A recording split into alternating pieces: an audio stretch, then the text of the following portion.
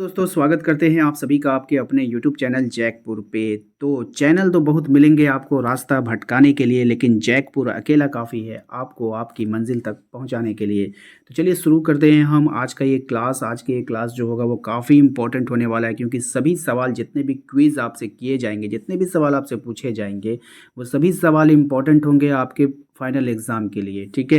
And आप लोगों को मैं बता देना चाहता हूँ कि आप लोगों को करना क्या है। अब आप लोगों को करना क्या है कि जितने भी सवाल आपसे पूछे जाएंगे उसका राइट आंसर आप लोगों को देना है अपने से खुद से। और जितने भी नंबर्स आपके आएंगे तो प्लीज़ लास्ट में हमें कमेंट कर कर जरूर बताइएगा। तो हम लोग इसका आज पार्ट 1 करने वाले हैं, इसके बाद पार्ट 2 पार्ट 3 चैनल पे अपलोड होता रहेगा। तो आप लोगों को क्या करना है, हर एक वीडियोज़ में पार्टिसिपेट करना है और अपने नंबर्स को देखना है कि आप कितने क्वेश्चन को सही कर पा रहे हो। तो चलिए शुरू करते हैं हम। वीडियो काफ़ी इंपॉर्टेंट होने वाला है। चैनल पे यदि पहली बार आए तो सब्सक्राइब जरूर कर लेना है, ताकि इस तरह के वीडियो का नोटिफिकेशन आपके मोबाइल पे चला जाए। अब देखिएगा यहाँ पर जो है आपको यहाँ पर क्वेश्चन नंबर 1 में कहा जा रहा है कि इस विश्व के प्रत्येक वस्तु जिसकी सामग्री से बनी होती है उसे हम क्या कहते हैं। यानी दुनिया में जितने भी सामान हैं वो जो बनी होते हैं वो किससे उस बना होता है, तो उसको हम लोग क्या कहते हैं, पदार्थ कहते हैं। क्या कहते हैं उसको हम लोग, पदार्थ कहते हैं। सभी सामान किससे बना होता है, पदार्थ से बना होता है। आप जो इंग्लिश मीडियम के स्टूडेंट हैं आप यहाँ पे देख पा रहे हो, इंग्लिश में यहाँ पे दिया गया है, तो हम तो इंग्लिश पढ़ेंगे नहीं क्योंकि आप लोग सब हिंदी मीडियम के हो। भारत के प्राचीन दार्शनिकों ने पदार्थ की को 5 मूल तत्वों में वर्गीकृत किया है। ठीक है। तो कौन कौन से है, अग्नि, आकाश, वायु या फिर इनमें से सभी। तो वो कौन कौन है आपको बताना है। तो यहाँ पर आप देखिए, यहाँ पर जो है राइट आंसर हो जाएगा इनमें से सभी। ठीक है। क्वेश्चन नंबर आते हैं 3 पे। क्वेश्चन नंबर 3 में कहा जा रहा है कि पदार्थ बने होते हैं ठोस से, तत्व से, कणों से या फिर गैस से। तो जो पदार्थ होता है ना वो किससे बने होते हैं, छोटे छोटे कणों से मिलकर बने होते हैं। यानी छोटे छोटे कण मिलकर के क्या बनाते हैं, पदार्थ को बनाते हैं। क्वेश्चन नंबर आते हैं 4 पे। क्वेश्चन नंबर 4 पे आते हैं, कह रहा है कि पदार्थ के कण जो होते हैं वो देखने योग्य होते हैं या बहुत छोटे होते हैं या सूक्ष्म होते हैं या फिर बड़े आकार के होते हैं। तो ये जो पदार्थ के कण होते हैं वो बहुत ही सूक्ष्म होते हैं। कितने सूक्ष्म होते हैं, बहुत ही सूक्ष्म होते हैं और उसमें नंगी आंखों से जल्दी नहीं देख पाते हैं।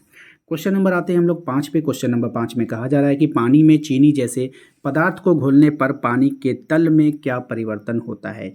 वृद्धि होती है, घटता है, कोई परिवर्तन नहीं होता है, पहले से दुगना हो जाता है।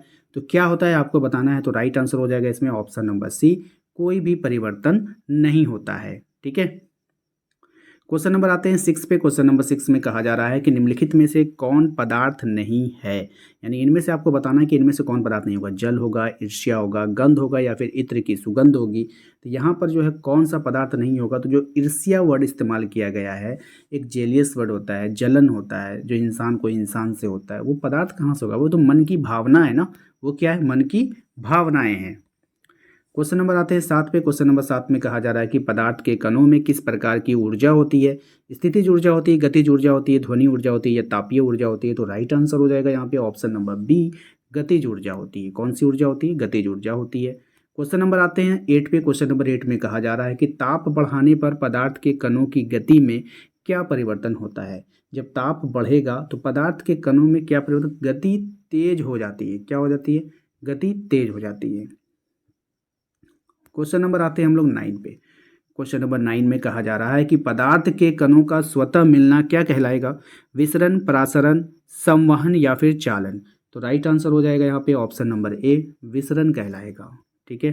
क्वेश्चन नंबर 10 पे आते हैं। क्वेश्चन नंबर 10 में कहा जा रहा है कि पानी में नमक जैसे पदार्थ घोलने पर पानी के स्तर में कोई परिवर्तन नहीं होता है। इससे पदार्थ के किस गुण का पता चलता है। तो इससे जो पदार्थ के गुण का पता चलेगा ना, वो कौन से गुण का पता चलेगा, पदार्थ के कणों के मध्य रिक्त स्थान होता है, इस गुण का पता चलेगा।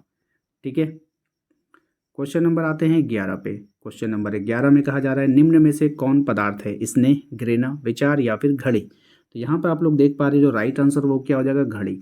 सिंपल है, आप लोगों को मैं बता देना चाहता हूँ कि जो पदार्थ होता है वो जगह छेकता है। जो स्नेह है वो प्यार है, वो क्या जगह छेकेगा। जो घृणा है वो क्या जगह छेकेगा। विचार आएगा मन में, वो कोई जगह नहीं छेकेगा। लेकिन घड़ी को आप कहीं पर भी रख दो तो वो उतना सा एरिया ले लेगा। ठीक है। तो पदार्थ क्या होता है, जगह भी छेकता है। इससे आप पहचान लोगे। क्वेश्चन नंबर आते हैं 12 पे। क्वेश्चन नंबर 12 में कहा जा रहा है कि ठोस के कणों के बीच आकर्षण बल होता है कम, अधिक या फिर नहीं। देखिए ठोस वो क्यों हुआ, क्योंकि सभी कण मजबूती से एक दूसरे से जुट गए, तब ना वो ठोस हुआ। उसको हम लोग तोड़ नहीं पाएंगे, तो इसलिए वो क्या हो जाएगा, अधिक हो जाएगा। ऑप्शन नंबर बी हो जाएगा। ठीक है। क्वेश्चन नंबर 13 पे आते हैं। कह रहा है कि बाह्य बल लगाने पर ठोस की आकृति में क्या परिवर्तन होता है। जब आप बाह्य बल लगाओगे तो ठोस की आकृति में क्या परिवर्तन होगा। आकृति बदल जाती है, आकृति नहीं बदलती है, आकृति बढ़ जाती है, या फिर इनमें से कोई नहीं। तो इसका जो राइट आंसर हो जाएगा वो हो जाएगा ऑप्शन नंबर बी, आकृति नहीं बदलती है। आते हैं क्वेश्चन नंबर 14 पे। ठीक है, क्वेश्चन नंबर 14 में कहा जा रहा है कि द्रवों का क्या होता है। तो द्रवों का जो होता है ना, आकार जो होता है वो अनिश्चित होता है। द्रव, पानी का कोई आकार होगा, ये इधर उधर बह जाएगा, लेकिन आयतन उसका निश्चित होगा। ठीक है, बात समझ में आएगी नहीं। क्वेश्चन आते हैं हम लोग 15 पे। क्वेश्चन नंबर 15 में कहा जा रहा है कि गैसीय अवस्था में कणों की गति कैसी होती है। नियमित होती है, अनियमित होती है, नियमित और तीव्र दोनों होगी। राइट आंसर हो जाएगा इसका ऑप्शन नंबर डी, अनियमित और तीव्र। क्वेश्चन नंबर आते हैं 16 पे। 16 में कहा जा रहा है कि द्रवों में किसका विसरण संभव है। ठोस, द्रव, गैस या फिर तीनों का। तो राइट आंसर होगा यहाँ पे ऑप्शन नंबर डी, तीनों का।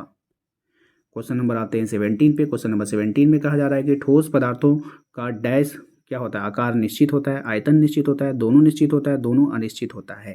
तो राइट आंसर हो जाएगा यहाँ पे ऑप्शन नंबर सी, इसका जो है आकार भी निश्चित होगा और आयतन भी निश्चित होगा।